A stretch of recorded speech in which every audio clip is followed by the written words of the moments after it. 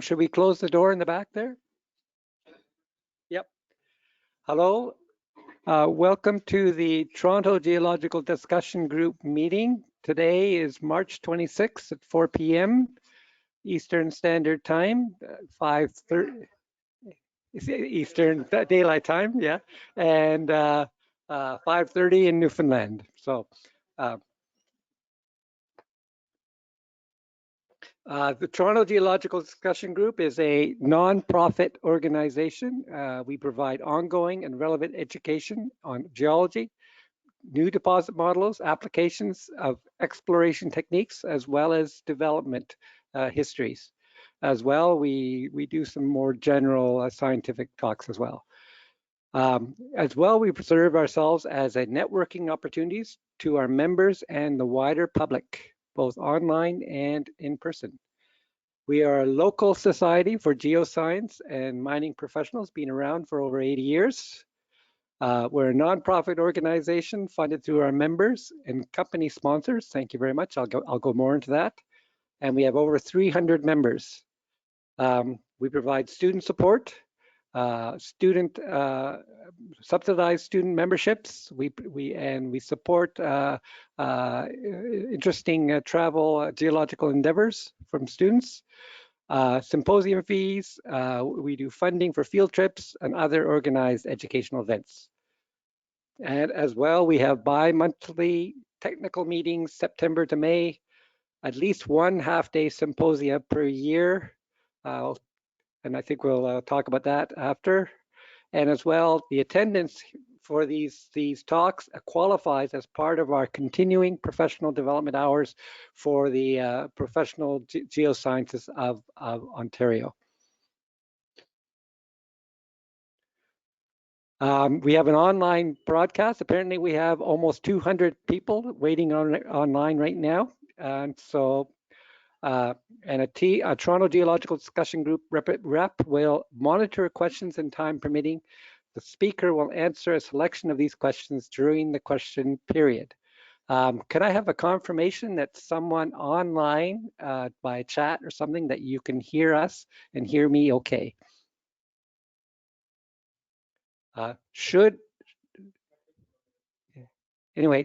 your audio drop, call in using the number provided within the GoToWebinar interface. We are recording this presentation, and the video links will be shared with members and will be posted on the Toronto Geological Discussion Group website, along with slide presentations after the talk. So, and they're available on the website to members. Sounds good. The new online broadcast and recording system is sponsored by Geologic AL. Thank you very much. Check out their website. They're a very interesting company. Today's presentation is with the Kingsway Gold Project, Acquisition and Exploration in the Newfoundland Gold Rush. Roger Moss, PhD, Dr. Moss is the President and CEO of Labrador Gold Corp.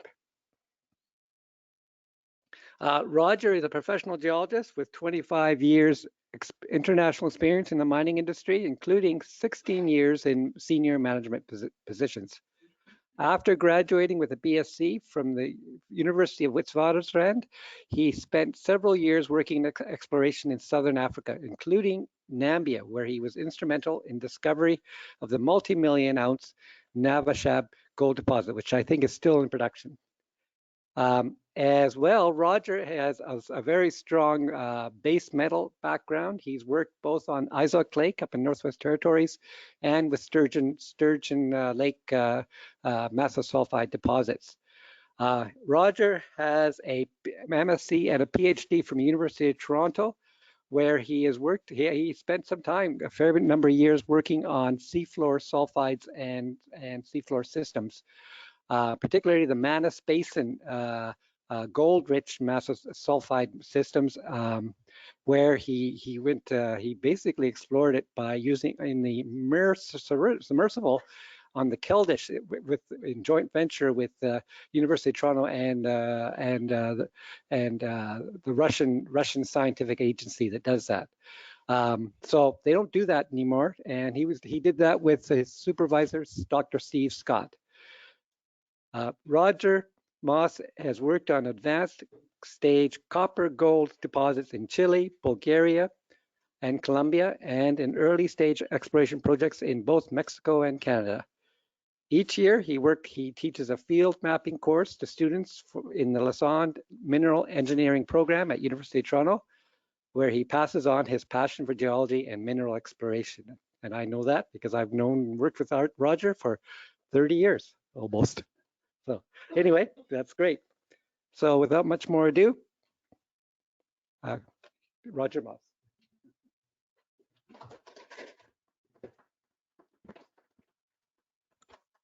Thank you, Trevor. That's quite an introduction, even though I wrote it myself. But thank you for presenting it so eloquently. And regarding my work at U of T, I'm very happy and somewhat surprised to see one of my PhD committee members here in the audience today. So thank you, Ed, for showing up all these years later. And it's nice to see you here. Trevor and I have been trying to get this talk done here for a while now, and I'm very happy that it's finally come together, and I'm able to present this talk for you. So thank you all for coming, and for those of you online, thank you very much for tuning in. And when I was thinking about how I wanted to present this talk, there are several aspects to it. Obviously, there's the exploration aspect, there's the geology aspect, but one of the aspects that I think is somewhat unique to not just Kingsway, but central Newfoundland is the gold rush that it experienced in 2020 through to 2022. And so I'm going to spend a little bit of time talking about the lead up to that, what precipitated it, and then how things developed through that gold rush, and obviously specifically talking about Kingsway and how we acquired Kingsway and what we did with the project once we'd actually acquired it. There's the disclaimer. You're all familiar with it. Forward-looking statements are part of these conversations, so please be aware of that. I will be making some. And Labrador Gold. Okay, let's start with the company. It was created in 2017 from Nikos Explorations. It wasn't really a creation as much as it was essentially a name change, where we were changing our operation from mostly Ontario-centric to mostly Labrador-centric. We'd acquired several properties from Sean Ryan, who some of you may know from his success up in the Yukon. And Sean had gotten tired of competing for claims in the Yukon and switched his focus to Newfoundland, and we'll talk more about that in a little bit. But from 2017 to 2020, Labrador Gold was focused entirely on exploration in Labrador. And we were looking at 3 different projects, and we still have one, the Hopedale project, that's in our portfolio today. But moving on, in 2020, we acquired the Kingsway project, and that's going to be a large part of the talk today. Just a few words about Newfoundland and Labrador. A great place to work. If any of you've been there, it's a beautiful, beautiful part of the country. But it's also from a mineral exploration perspective, it's very stable. The government is very supportive of mineral exploration and mining. Permitting is relatively easy. They have some very good grants for junior explorers like ourselves, and the online database at the Geological Survey takes care of is one of the best I've seen. So we like it in Newfoundland, if you couldn't tell. So just a little bit about the early exploration out in Newfoundland, and I'm not going to talk about the whole of Newfoundland and Labrador because that would be too much and it'd go on for probably most of the talk, but this is actually focused on the area around what became the Kingsway project. And so really gold exploration in this part of the world didn't really kick off until the 1980s, surprisingly, and that's partly because prior to that, access to the interior of Newfoundland was difficult back in the day, and also because a lot of the land was tied up in huge land grants that the government gave out to different companies that weren't necessarily interested in mineral exploration.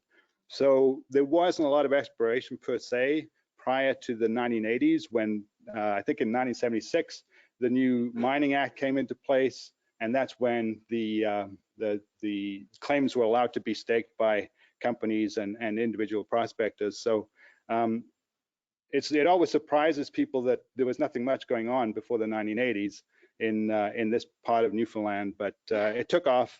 And as I say here, it's just a mineralized gabbro, had some gold. It was in the Gander River ultramafic complex, and that really kicked off some of the early exploration in this part of the world.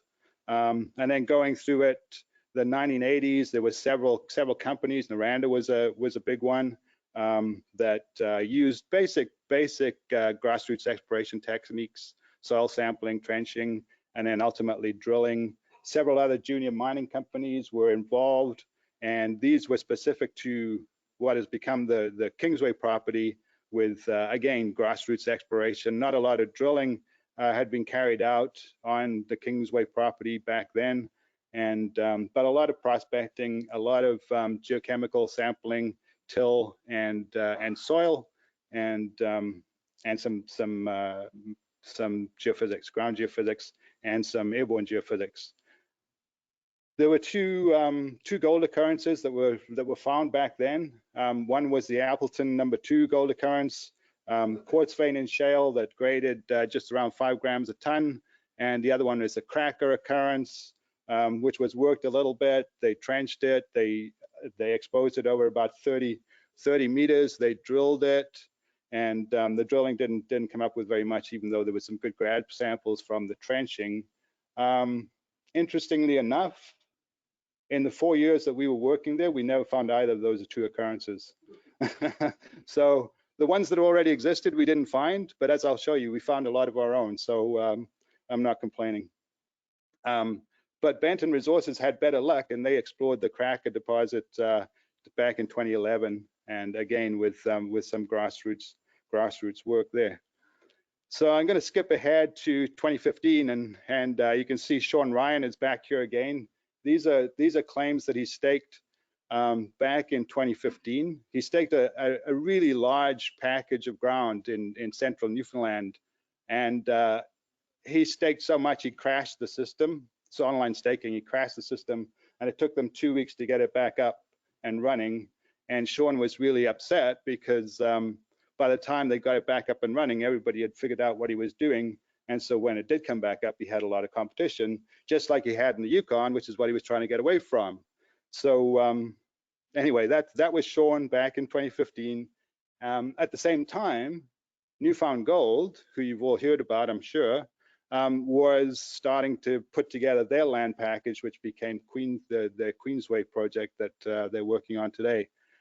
Over the next few years, 2016, 2017, there was work carried out on both. Again, grassroots exploration, very systematic work. Sean optioned his properties to Torque Resources, who did primarily a large-scale till sampling and a vegetation survey, spruce tips. And well, I'll talk a little bit about that later, but it actually worked quite well. And then 2018, Torque gave the project back to Sean. Newfound Gold was still working on their really large land package, and they also introduced some machine learning into looking at all that data, and came up with some targets for drilling, which they did in 2019, 10 holes, just under 2,000 meters. Once Sean had got his licenses back from Torque, he did a bit more work and decided to drop all of them except for 2 licenses in the Gander area. There's the discovery. This was the announcement of the discovery of gold at Queensway, And this was it was actually this is the headline of the news release, where Newfound Gold, who were private at the time, was going to be taken over by Mexican Gold. But you can see there in the sub headline, almost 93 grams a ton over 19 meters at the Kingsway Gold project, and that was that. So that was that. The drilling that they did in 2019, they announced it in early 2020, and this is part of what became the stimulus for this gold rush, staking rush, whatever you want to call it. I think this is some of the drill core from their presentation around that time. The orange flagging tape is where they saw visible gold in the core. So an incredible discovery. And as I said, they were private at the time. I don't think many people knew of them. And so this sort of came out of the blue. It was one of those overnight successes that have been going on for 4 years. And it took a lot of people by surprise, including myself. But then, of course, once the surprise was, you kind of got used to it, and you decided, okay, now maybe there's some ground around here that we can pick up, because this obviously looks good. I did some due diligence, so kind of trying to figure out what I could from online stuff and from what Newfound had posted, and I figured, okay, this could actually be really good. So this was announced late January, probably in either at the Roundup in Vancouver or the Vancouver Investment Conference in 2020. And I was looking at the online map and of the licenses, and this is what I saw. Now at this point, I didn't know that those blue licenses were Sean's. So after I'd kind of dug around a little bit, I called Sean up and I said, Sean, I remember you telling me that you had some licenses in Newfoundland, and where are they? And he says, well, Roger, you're not going to believe it, but they're right next to that new discovery. So I'm like, hey, that's great. Let's put them into Labrador Gold and we can start working on them. And he says, well, not so fast. He says, you're the fourth company that's called me up and asked me that today, so we can't just give them to you. We're going to have to do this bidding system. So I'm like, oh, okay, all right. So we'll have to do that. So that's what he set up, a sealed bid. He set up a data room. Everybody had access to the data, looked at the data, and submitted their bid. And the bid was they were going to announce the winner of the bid at the PDAC in March 2020. So we had a month, maybe 5 weeks, to decide how much we were going to bid for this. And I really didn't need a lot of time, because this map actually told me all I needed to know, and that is that Appleton Fault Zone that goes through the middle. I think I can I do it? Yeah. No. Oh, here we are. So this fault zone comes right down through here. You can see where the discovery hole was. It was drilled into the Keats occurrence, right down in the middle of that blob of yellow licenses that is Queensway North. And that Appleton Fault Zone goes through pretty much all of those occurrences that were known at the time, not especially the ones down there on Newfound's Queensway project. So I thought, okay, there must be something about that fault zone that's localizing the gold mineralization along it. And then I looked to the north and I saw these 3 licenses, 2 of which were Sean's, and that Appleton Fault went through 3 of them. And it turns out that that's about 12-kilometer strike length of that fault going through those 3 licenses. So I convinced the board, you know, guys, we really have to go for this. And we did, and we got it. So that's the short version. This is what happened after that discovery. And so prior to that announcement of the discovery, the claims in green are the ones that had already been staked. Everything else was open. So only the ones in green, and you can see Newfound's Queensway property stretching all the way down here. Here's Sean's 2 licenses here, one in the middle, and there were a couple of other ones around there. But you can see the effect of that discovery on the claim staking 2020 to 21, everything is getting staked. Everything that wasn't pretty much granite was getting staked up, and actually Sean staked most of it. And then it kind of dropped off in 2022, but one thing that did happen in 2022, which was huge, and that is this red area around Kingsway came open for staking. It had been closed since Sean dropped it back in 2019, and in 2022 it came open for staking. That was probably the most sought after piece of ground in Canada, certainly in Newfoundland. Another way of looking at it, this is what it looked like in terms of the number of claims staked. You can see the peak way up there in 2021, peaking at over 80,000 claims, and then a bit of a lag.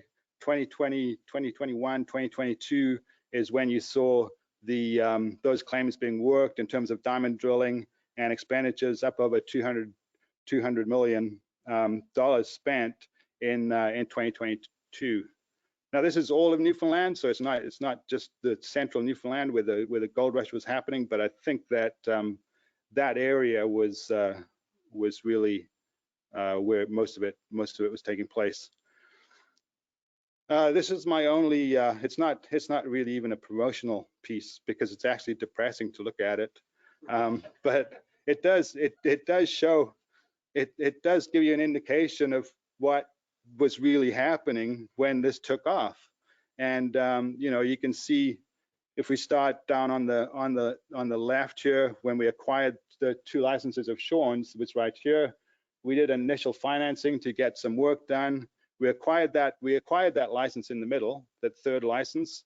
I tracked a guy down in Colombia who owned it, and we optioned it from him. Towards the end of the year, we did another financing.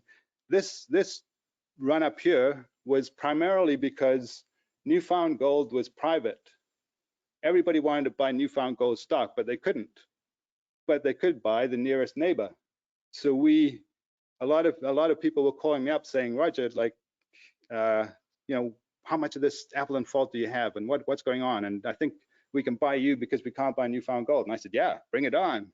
And so we were very fortunate that Newfound Gold initially was still private, and we benefited a lot from that.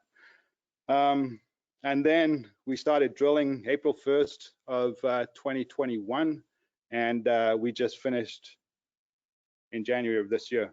So we were drilling the whole time except for breakup and breaks for Christmas. And you can see the chart going up. It topped out at around $1.80 a share, I think. And then as it dropped off, we kept on making discoveries, but it didn't matter because it just kept going all the way down.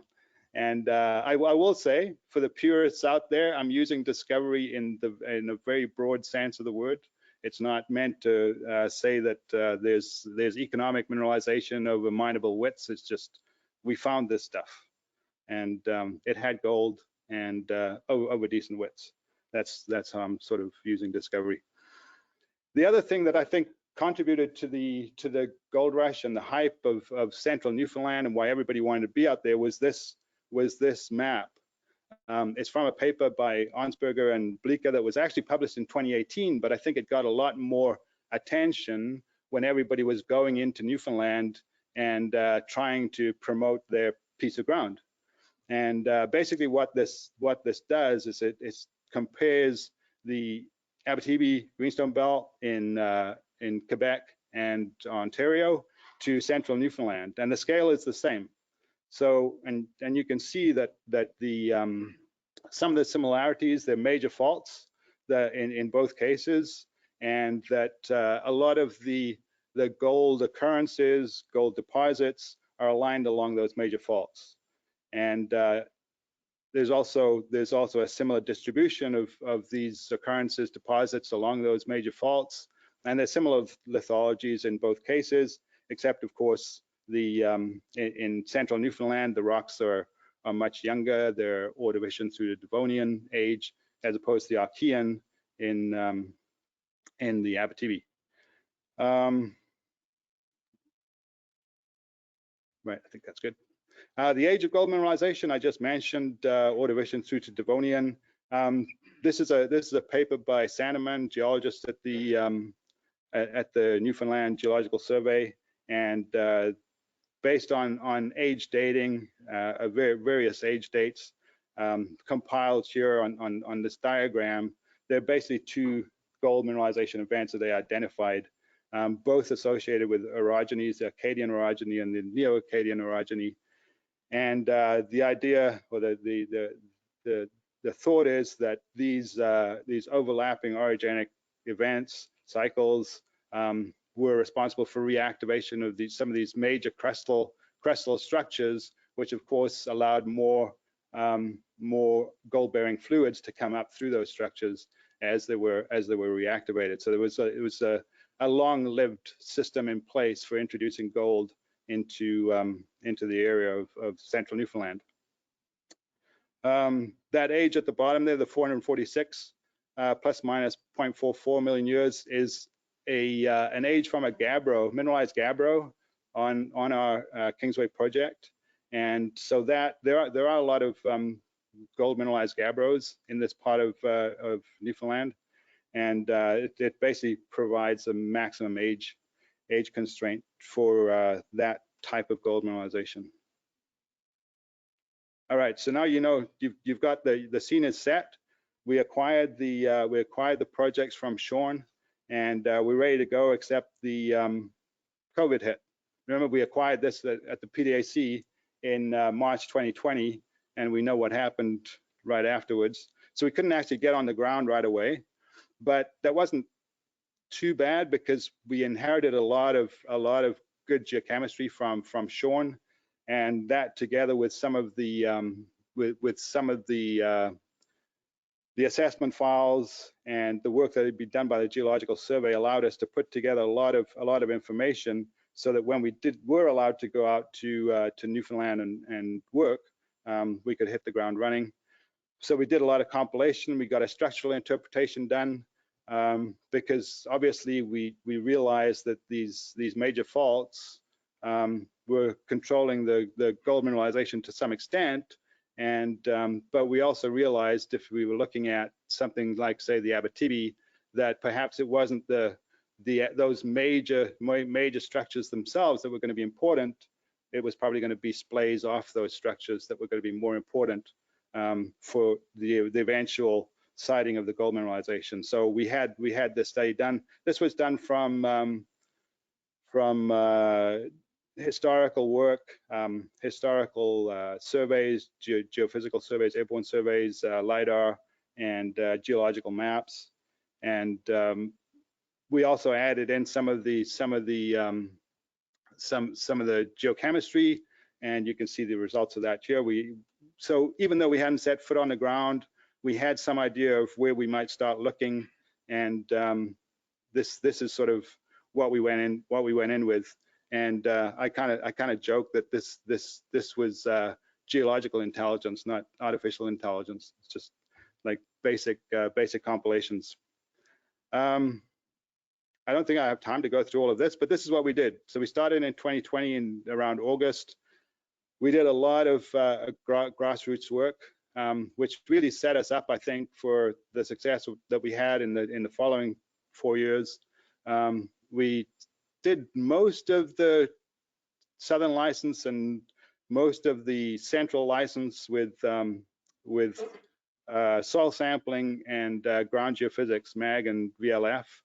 And we even did, at the end of 2020, some RAB drilling, rotary air blast drilling. I think it was the first time that it had been done on the island.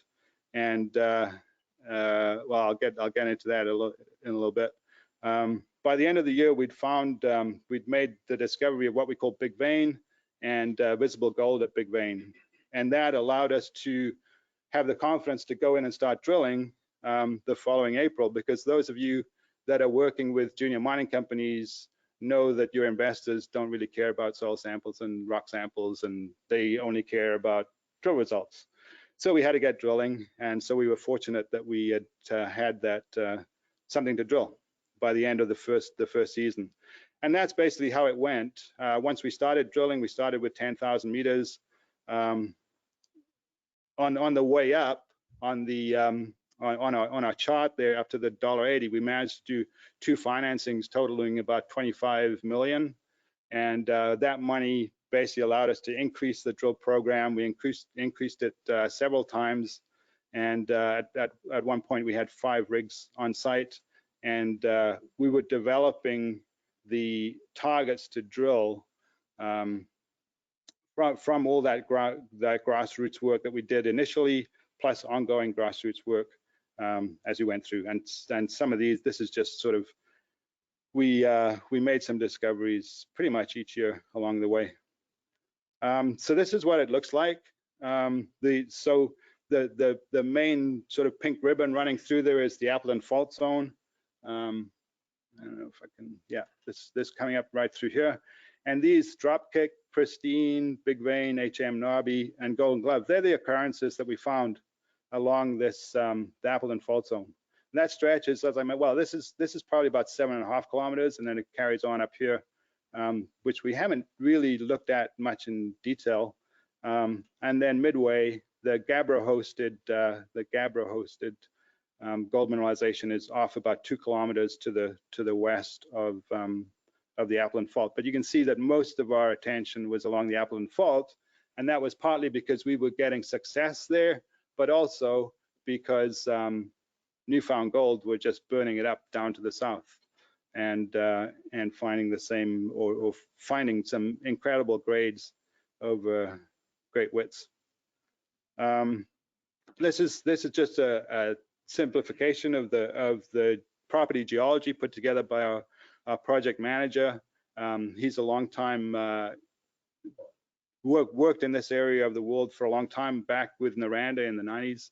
And so what we're seeing, if you look at it at first glance, it's just a bunch of boring shales and siltstones, and it doesn't really look very interesting at all. And what it is in terms of the structure is we believe that there's a bunch of thrust sheets that verging towards the northwest. And one of the things that those of you that work exclusively in the Archean are probably not familiar with or care about that much are fossils. And the biostratigraphy in this part of the world has had an influence on how we interpret the stratigraphy. I don't know much about it. I would probably trip over a fossil if I saw it, but I'll more likely not see it. But it has helped quite a bit. And one of the things that I think, and credit to our project manager, John Clark, for this, is that there are now more of this Indian Island group, the Silurian rocks, to the east of the Appleton Fault Zone than were previously recognized. And that's important. And obviously, the stratigraphy of this area, especially around the Appleton Fault Zone, which is still controlling the localization and mineralization. Peter Easton Formation, associated with gabbros, it's fairly elongate conglomerates and coarser sandstones, and possibly represents a rift basin. I put these in here for those of you that haven't seen fossils since you're undergraduate, and I only know them because they're pretty obvious. But if I saw them in the field, I probably wouldn't recognize them.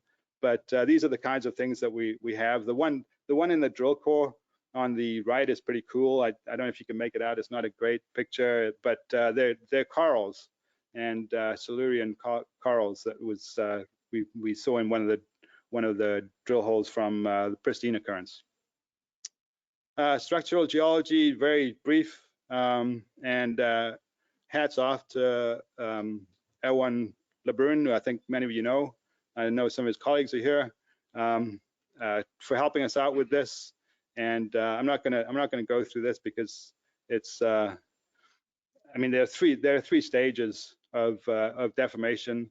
The gold event is thought to be associated with the second stage, and that's also where the bulk of the quartz veining is. And that's what we're looking for. Here's some example of quartz veining, and you can see down in this photo here, a quartz breccia zone that's cross-cut by late extensional veins, and then this is our D2 extensional vein that's cross-cutting the dominant foliation. Okay, so I'm gonna talk about kind of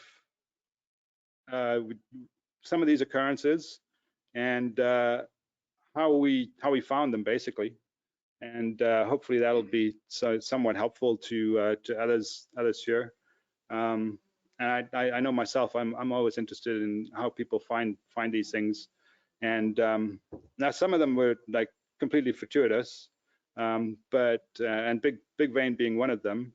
Our geologist was out mapping and stumbled across this outcrop of quartz vein that you can see in the picture, and his assistants were a bit behind, so he shouted to the guys, "Hey guys, you got to come and see this big vein," because we don't normally see veins this big on the property. They're usually like smaller, half meter, 10 centimeters, whatever, and that's what they've been mapping most of the day. So they were pretty excited when they saw this. And when he told me the story, well, I said, well, that's the name. That sticks. So that's, I know it sounds like grandiose to call it Big Vein, but that's the story behind the name.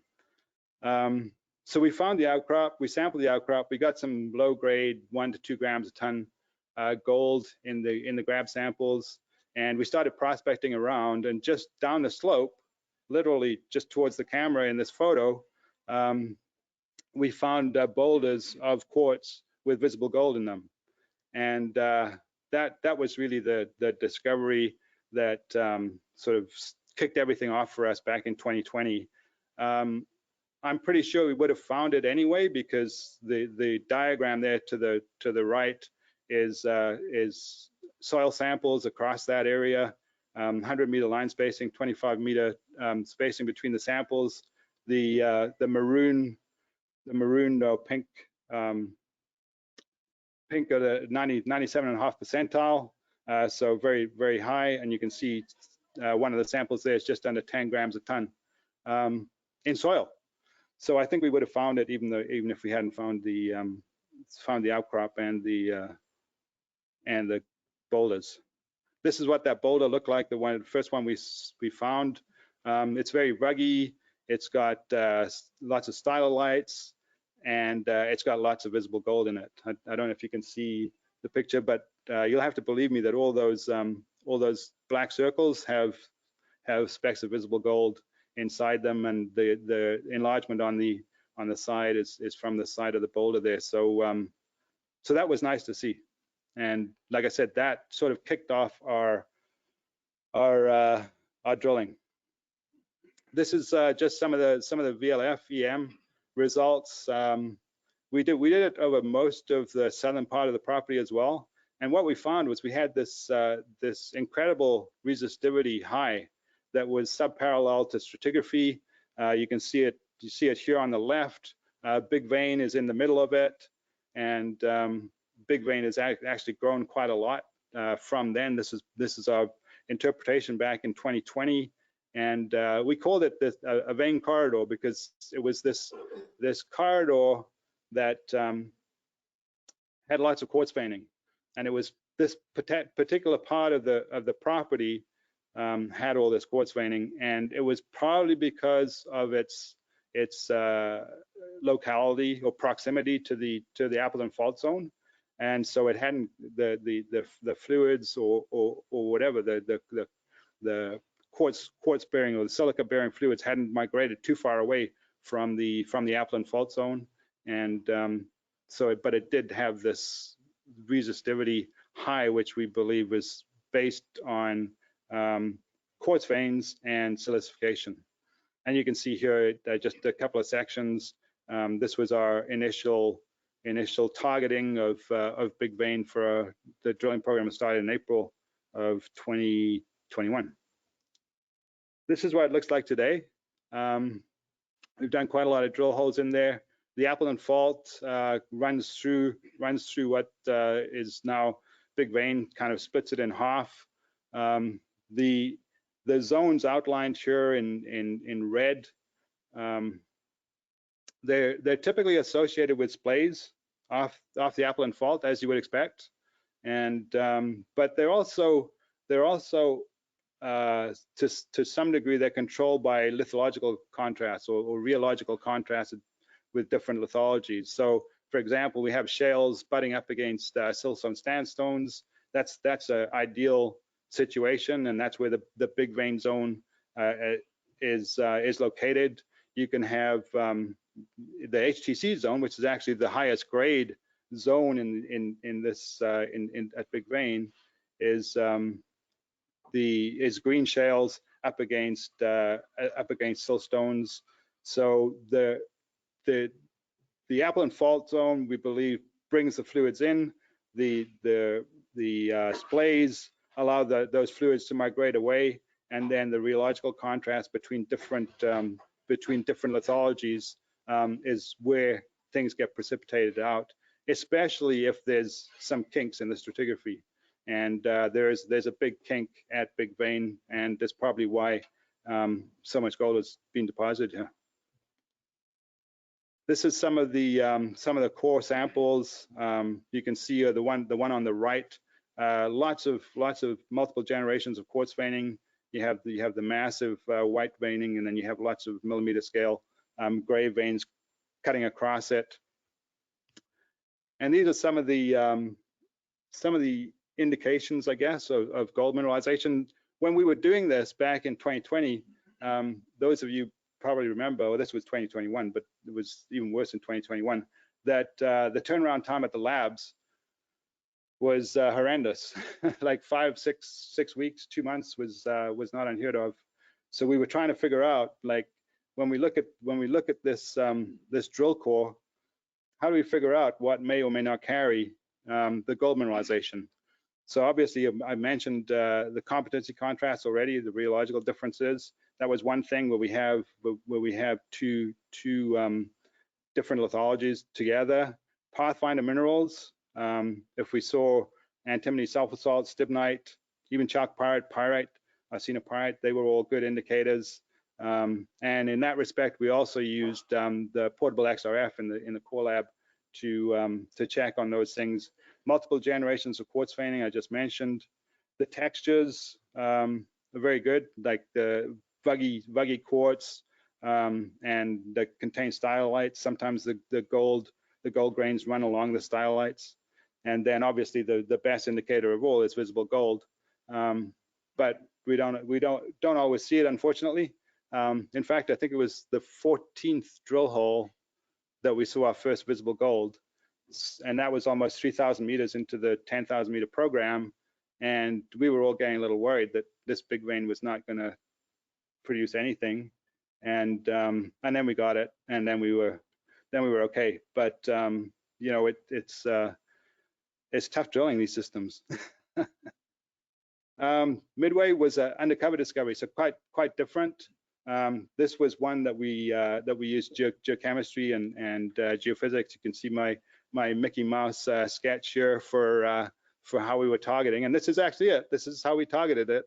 And one of the samples here, the vegetation samples, was the highest in that whole talk survey, which was way more than just the Kingsway property. 716 ppb in the spruce tip, and so we called that the golden tree, and we did actually drill it, and we did get a little bit of gold there as well, but we haven't been back there to follow it up. We started RAB drilling at Midway, and RAB, I don't know if you're familiar with it. It's kind of like percussion drilling or reverse circulation drilling, but it's a very quick and dirty method for following up things like geophysical anomalies or soil anomalies. Just drilling like 50, 60 meters, test what's at the bedrock, and then you can either move ahead or go back. One thing that we learned pretty quickly is that it's not always a good idea to put your RAB drill results in a news release, because usually they're not very good unless you really hit something significant. For example, one gram a ton over 7 meters doesn't, I mean, I think it's pretty good. And now, knowing what I know now about RAB drilling, it's actually very good. But you put that in a news release and people just go, oh, why aren't you pulling out newfound gold type intercepts? But anyway, it was early days, so we learned. We got onto the diamond drilling, and it was successful. We got some decent hits, and close to surface. But it really wasn't something that was like, it wasn't what we were seeing at Big Vein and along the Appleton Fault Zone. So we pretty much left it, and we haven't been back there. We did do an IP survey between Midway and Cracker, and which lit up some of the gave us some really good conductivity anomalies to follow up. But our attention went back to the Appleton Fault. This is what the Midway gabbro looked like, mineralized, very altered, quartz carbonate and albite primarily, and basically pyrite and arsenopyrite, very strong arsenopyrite when we get into the gold area. This was an interesting discovery at what we call pristine, because we were following up pristine gold grains from till samples, and again we started RAB drilling, and we were doing fences of RAB drilling, working our way up ice, and about 100 meters up ice from one of the samples, we hit 2.5 grams a ton over 4 or 5 meters, and longer intervals of lower grade. And you know, as I said, in RAB drilling, I'll take that. And so we continued with diamond drilling, a number of hits. Again, it wasn't really what we were looking for, so we went back to Big Vein and carried on drilling at Big Vein. But later we decided to go back and take another look, because I wasn't really happy that we tested it properly. And when we did go back, we got a little bit more joy with some higher grade over decent widths. And now we've that zone at pristine strikes over about 160 meters, and it's below above 86 meters vertical. So it looks good. It's very similar stratigraphy to Big Vein. This is again a picture of visible gold in the core, and always nice to see. Another discovery at Dropkick, another blind discovery. This one basically following up our initial soil sampling from back in 2020, and this one again, RAB drilling. We intersected near surface mineralized quartz veining, and again 1 gram over 13 meters. You know, it's not going to do much for your stock, but it does show that there's something there. And sure enough, when we went and did some diamond drilling, we got some better intercepts, and that now is about a 360 meter strike length of mineralization, and still open on both sides. Finally, the Hail Mary. This is the one we drilled just before Christmas, and it really was a Hail Mary, because we weren't sure whether we were going to start up drilling again after Christmas. But this one convinced us that, yeah, we probably should. And really nice gold. This was a short hole. It was only about 60, 70 meters, and most of it was mineralized, 0.87 over 55.9 meters, and a nice intercept of visible gold, and the higher grade that went with it. So the takeaways, basically you got two styles of gold mineralization there at Kingsway. We got that quartz vein hosted gold, which typically has the higher grades localized along splays from the Appleton Fault in our case, and often being deposited along contacts of units with different or contrasting rheology. The disseminated gabbro-hosted gold, probably a nice bulk tonnage target. It doesn't have the high grades that we see at Big Vein and Pristine, for example, but it is longer intercepts near surface. Both of the mineralization styles are associated with major crustal scale structures. The quartz vein hosted gold with the Appleton Fault, the gabbro hosted mineralization more so with the Dog Bay line further to the west. And what I think is remarkable and a testament to that Appleton Fault Zone is that we're still making new discoveries even after we've been working there for 3 years. And I think our methods haven't changed. We're using the same methods. They're still working, but I really do think that Appleton Fault Zone is an incredibly prospective crustal structure. And of course, our team is outstanding, and we have to mention the team because they do the work. I stand up here and talk and ask them what they're doing, but they actually get out and do the work. And the other thing is that I know we've all heard that in most parts of the world, like all the low-hanging fruit is gone, but you've seen how many of those occurrences that we found were found by prospecting. And even last September, I think it was, our project manager was walking through the bush, came across a quartz vein sample at 32 grams a ton, and it's still possible in Newfoundland. Amazing place to work. And I think that's it. Yeah, there's the field crew. So thanks very much to them and to the Ministry of Natural Resources for their support. And thanks to all of you.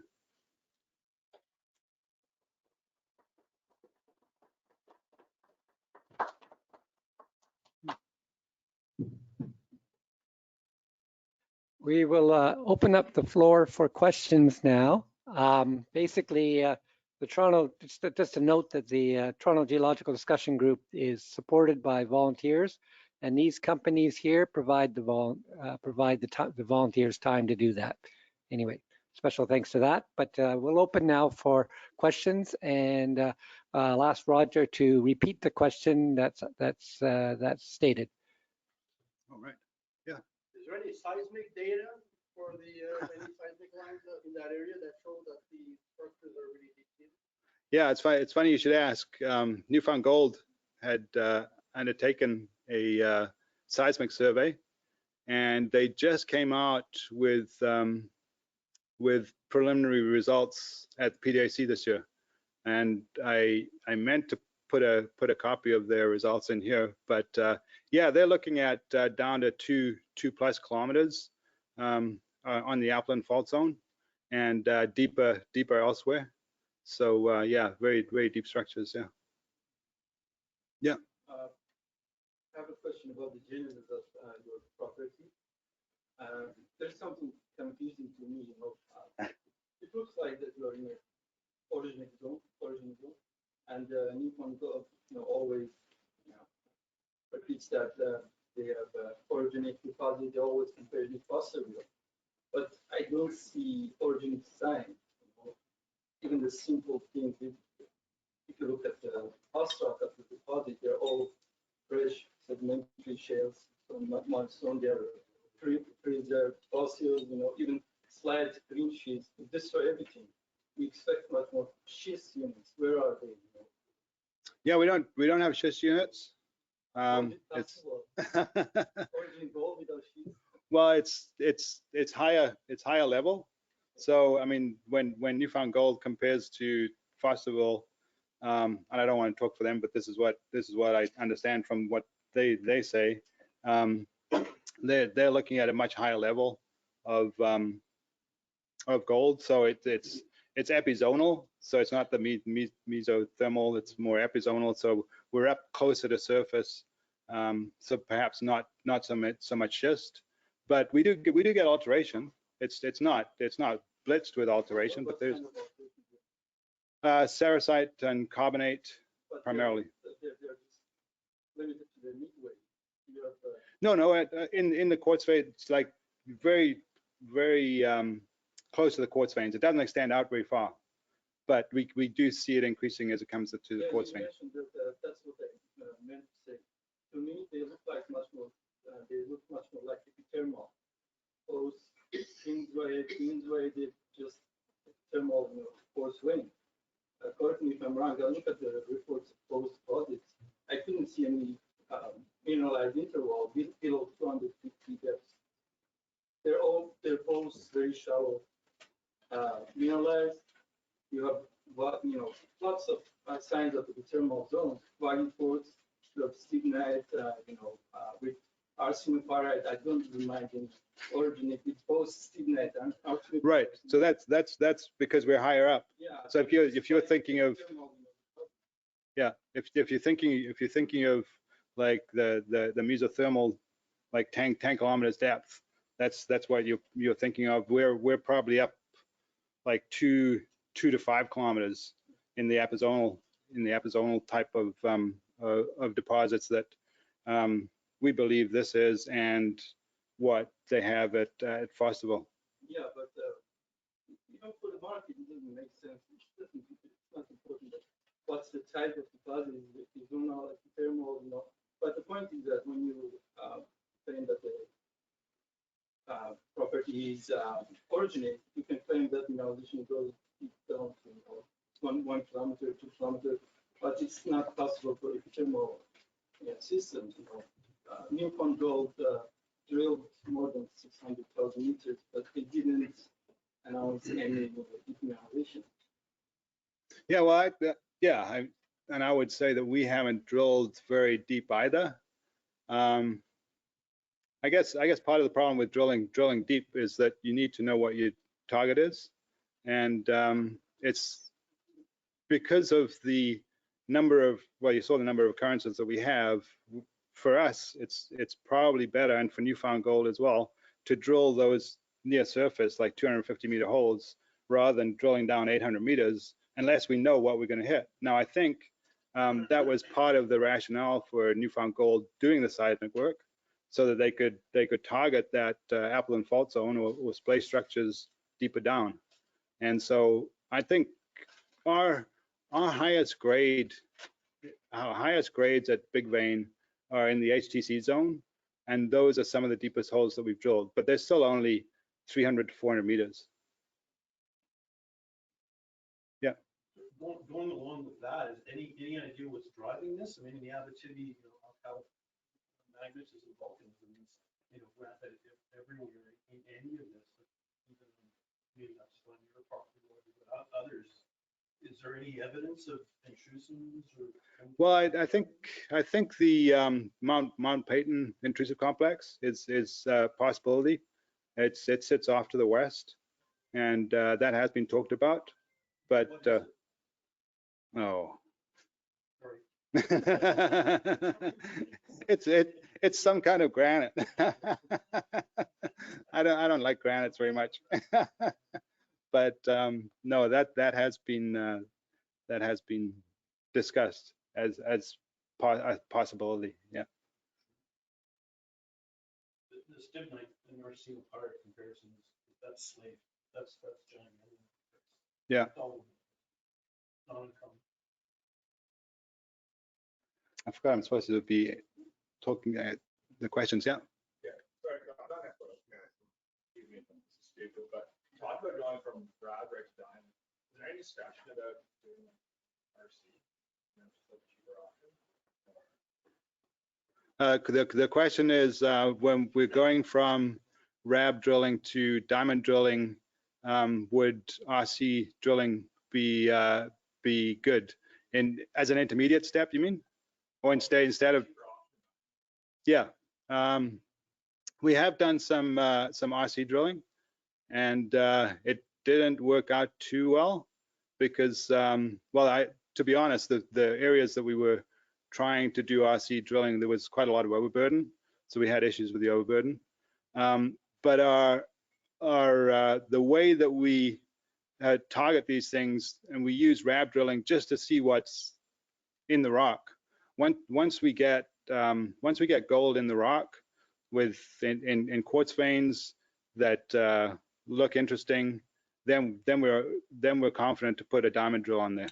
And in our experience, the RC drilling is not that much cheaper than diamond drilling out in Newfoundland anyway. Yeah. So it's a question from the online audience. There are actually a couple of good questions. I'll start with whether you haven't, or the person states you haven't explored much in the northern part of your claims, but he's asking when will you start in the northern claims? Yeah, and are there and he's saying there are some, the competition has good till results in that area. Oh yeah, that's right. Obviously someone's paying attention. Do I need to repeat that question, or? No, this is okay, so they can yeah. see that. Yeah, so we have so we did some work on the central claim, the central license, and we did a CSAMT survey, and we drilled some of the anomalies there. Didn't really find too much, so that sort of discouraged us. Even though it was close to the Appleton Fault Zone, we were maybe a bit too quick to jump into drilling those anomalies. But I know what the question is referring to. So one of the companies did a major till survey on their ground to the northeast of us, and came up with a bunch of gold grains in the till samples, and many of them were pristine gold grains, and they came almost right down to our claim boundary, and the ice direction is going from southwest to northeast. So the implication is that those gold grains came from our property. Now we knew that area was of interest, but no, we haven't been up there other than to do some. We did do some soil sampling and some prospecting up there, and it's still certainly an area of interest for us. Yeah, right. I'm trying to locate you on my map of Newfoundland here.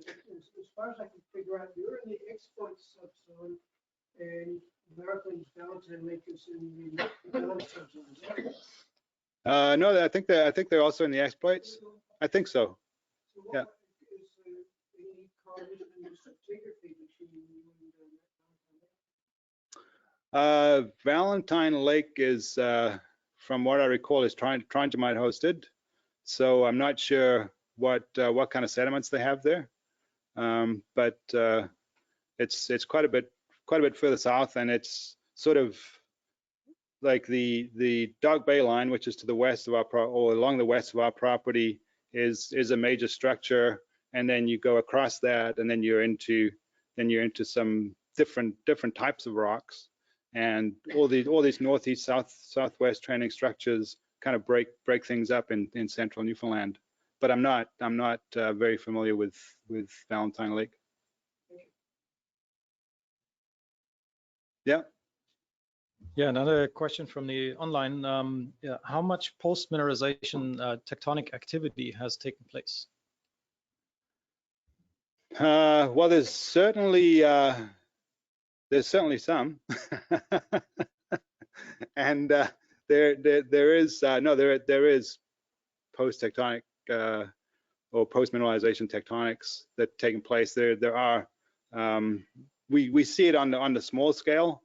I kind of skipped over the structural geology there, but some of those gold-bearing quartz veins have been folded in the D3 event. So yeah, there was ongoing tectonism as I think as that gold was being deposited and afterwards.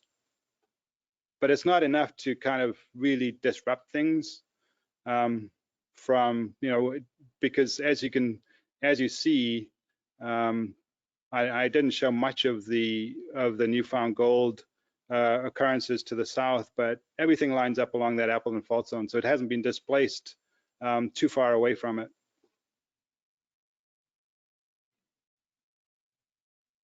And maybe one more question from the online audience. They're Sure. quite active. You're near the end of the 100,000 meter drill program. What are your priorities for the next phase? These are shareholders, I guess. Well, right now we're waiting for the assays to come in from our drilling, or the last part of the drilling that we did in January. We probably have about, and I'm guessing here, I probably shouldn't, but I'll say about 2,000 samples in the lab still. And once that comes in, we're going to be looking at what we're doing for the rest of this year, whether we continue drilling, whether we pause and look at all the data. As I'm sure most of you know that work on projects like this, there's never enough time to really analyze the data. When it comes in, you're basically going flat out logging core or whatever the case may be. So it's and as I mentioned, we've been drilling since April 1st of 2021, sorry. So there's a lot of data that's accumulated that we really need to look at in more detail. There's one more question that I also had. That is, how close are you to getting to kind of compiling a resource model or attempting to draft one up? Yeah, that's the classic question, isn't it?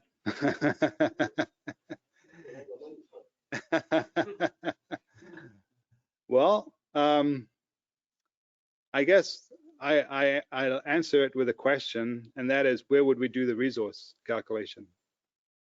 We have 7 occurrences spread out, well, six spread out along the Appleton Fault Zone. The largest one is Big Vein, so that would be the obvious candidate, but it doesn't mean that it's the best candidate. So, you know, it's a tough call. It's do we kind of focus our efforts on that, on our funds on that, or do we continue exploring the rest of the Appleton Fault Zone, following up on some of these other anomalies like the till samples up in the north, or do we go for the resource? To my mind, I'm like a grassroots explorer. I'd like going out and finding more, but I see the attraction for getting a resource out.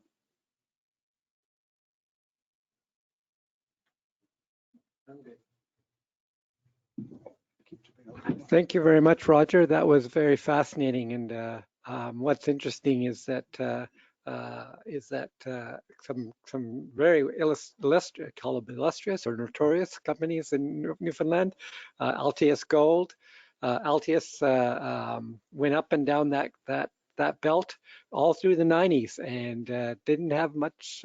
Didn't get very far. So there's, you know, like Roger says, there's a lot. You constantly, you go back to a place and you find more, and this is a good example of that.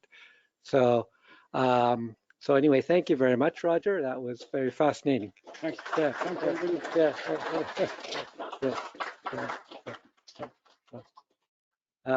So our next talk will be on April 9th, potential field geophysics for mineral exploration geosciences. Omid Bahir Pur, Dr. Bakerpur from Principal Geophysicist of Minerals Exploration for BHP. So that'll be a little bit different and I think very, very valuable as well. So this networking reception is kindly sponsored by Labrador Gold. Thank you very much again, Roger. So thanks for all coming. And how many people were actually online in the end of the day? Yeah, that's great. Yeah. It's nice to see everyone back because this is the fullest house we've had probably since the beginning of the year. So that's great. Thanks. Yep. Thanks, everybody. Yep. And thank you for again to Geologic AL. Yeah.